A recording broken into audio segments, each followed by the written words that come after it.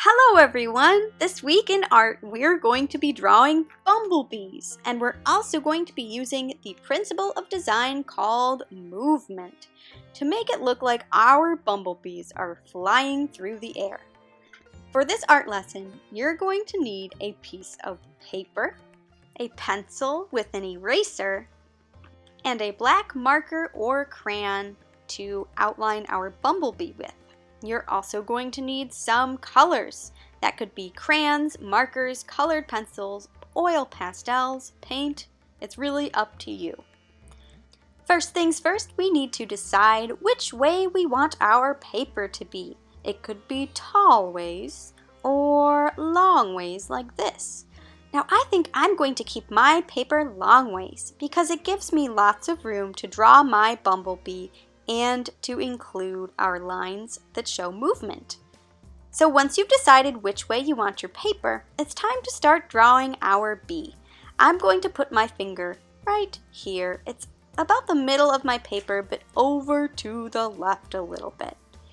And I'm going to first practice with my magic finger drawing a circle shape. It's a little hard to see in my video, but go ahead and practice a circle. And when you're ready with your pencil, you can draw your circle shape. It should look something like this, and if it's not perfect, that's okay. Just make sure it's about the same size. We don't want it to be too small.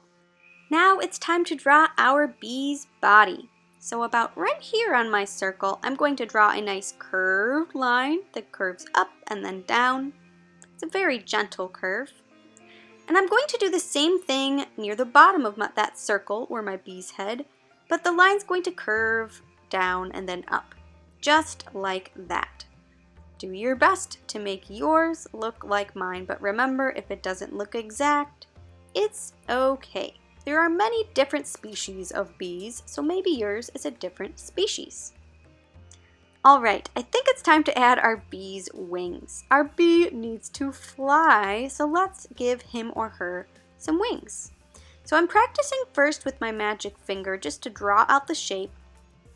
And I'm just starting and I'm drawing a nice curved line back, just like that. Once I have that curved line, I'm going to practice with my magic finger and finish my line all the way down and stop once I reach my bee's body. Let's give our bee another wing. I'm practicing with my magic finger and I'm going to go right next to that first line. It's going to curve up and then down, and I'll show you with my pencil first. So I'm going to start on the same line. It's going to come and curve off to the right, just like that. Remember, if yours doesn't look exactly like mine, it is a-okay, friends. Then we're going to curve that line down and continue it until we reach our bee's body. Hooray! Now our bee has some wings. So let's give our bee a face so it can see where it is flying to. I'm going to draw two little eyes so my bee can see where it's going, as well as a mouth, some eyebrows, and a nose. If your bee's face looks different than mine, that's okay. Maybe your bee is feeling a different way than mine is. So maybe your bee is showing a different emotion through its facial expressions. You can see here that I drew two curved lines coming out of the top of my bee's head. Those are for my bee's antennas. And now I'm drawing two little circles at the ends of them. You could do spiral lines for your bee's antenna if you wanted. Now bees have 6 legs, so I'm going to give my bee 6 legs. 1, 2, 3. I need 3 more legs, and I'm going to draw these more towards the back of my body now. For these legs, I'm just drawing little curved lines. So now I have 6 legs for my bee. Our bee's body looks a little plain, so let's add those stripes. For my bee's stripes, I'm making a curved line and another curved line next to that first curved line. That is going to be my first stripe on my bee's body. I'm going to move over a little bit and I'm going to do that same curve, just like that, and another curved line next to that one. And this creates my bee's second stripe. Now bees are usually black, and yellow, and they have stripes. So that's why we are drawing so many curved lines so that our bee has these nice thick stripes. Once you've drawn your bee's stripes, it's time to think about adding some more details to our bee. I'm going to add some texture to my bee's wings. If you remember, texture is the way that something feels or looks as though it may feel. So we're adding some more detail to our bee's wings here. You can see that I drew a curved line that meets up with my bee's wing. And I'm just drawing some curved lines that start towards my bee's body and go out towards the edges of its wings. Now, if this part is challenging or hard for you to do, it's okay. Just do your best and add a few lines to your bee's wings.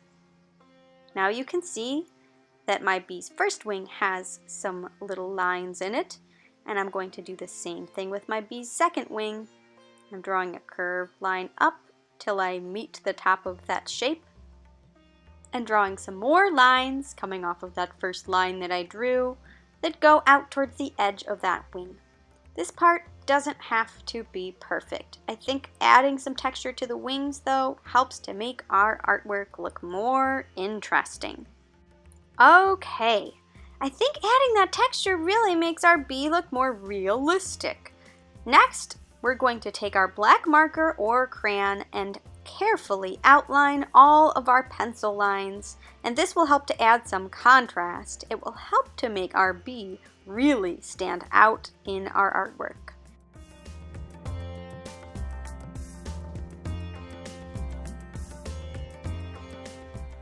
Okay, after you've added some contrast to your bee, it's time to color your bee in. Now, bees are usually colored black and yellow. So I'm going to use those two colors to color in the main part of my bee's body. I'm going to color the stripes that we drew in black, and I'm making sure that I'm taking my time, going nice and slow, and carefully coloring everything in. Next, I'm going to color my bee's body in yellow.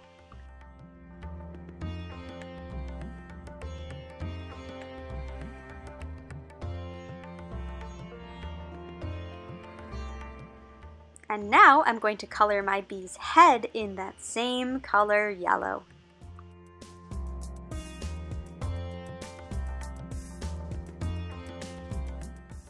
That is one good looking bee. Now let's talk about our bee's wings. I have these two light blue colors that I'm going to use to color my bee's wings in. If you don't have two different values of blue, you could always just use one type of blue and color your bee's wings in. Now, bees' wings aren't really blue, they're actually transparent or see-through. But because our bee is flying in the sky in our picture, the color blue from the sky shows up through our bee's wings, making them appear blue. So you can see that I am just coloring in a few different sections of the wings in blue. Once I'm done with my wings, I'm filling in those antennas. Okay friends, now it's time to add some movement to our picture.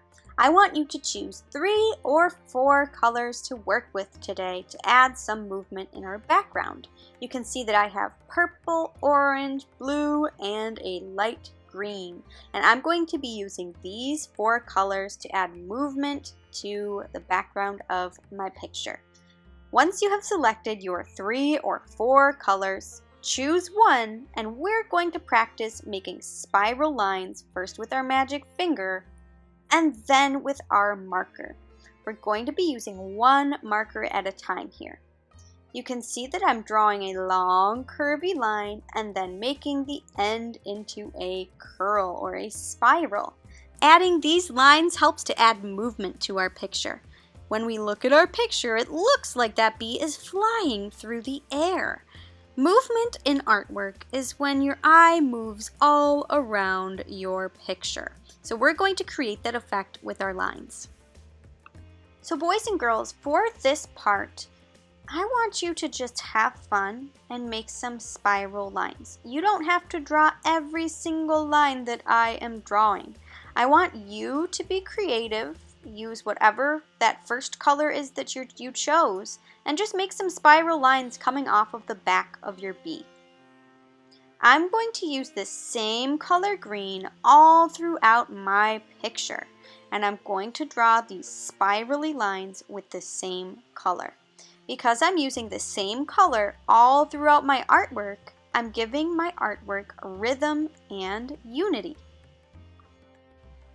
So I'm going to continue drawing these long spirally lines all throughout my artwork to make it look like my bee is flying through the air. And you can also see that I'm adding some little curvy lines next to some of my spirals just to fill in some of my space. I don't want to draw these spirally, swirly, curly lines too close together because we're going to be adding in some of our other colors as well. So go ahead and fill up your paper with your swirly, twirly, spirally lines in your one color.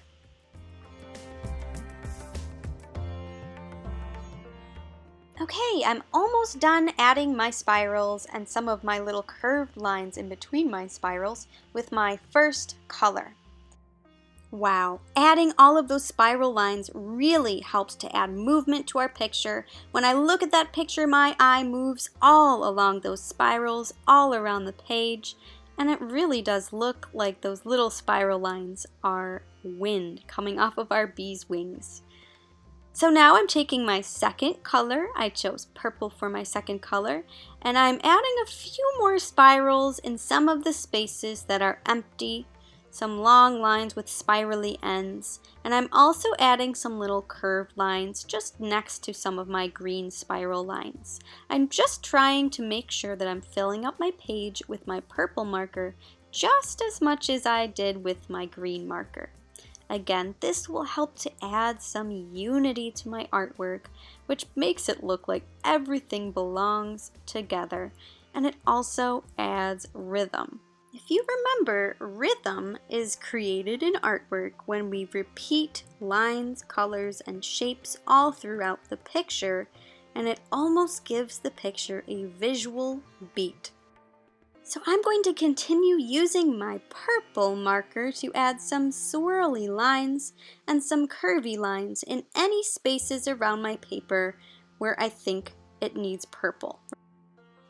Next up is my dark orange. I'm going to do the same thing, except now I don't have too much room to draw more spirals. So I'm mainly going to just use my orange to draw some curvy lines next to my spiral lines that are already drawn in on my picture. I just want to make sure that I'm using my orange all around my picture so that we have lots of rhythm and unity.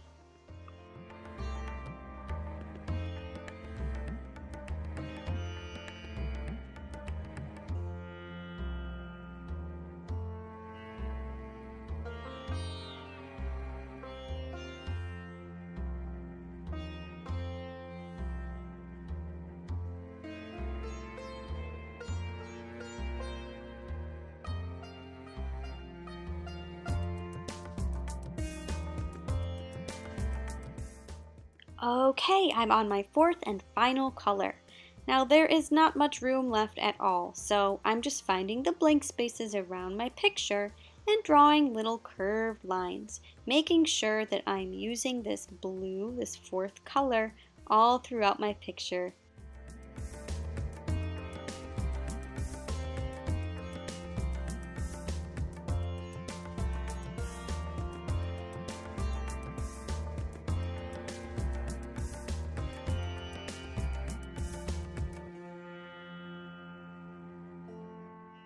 Okay, boys and girls, we're all done. Look at all of those swirly, twirly lines.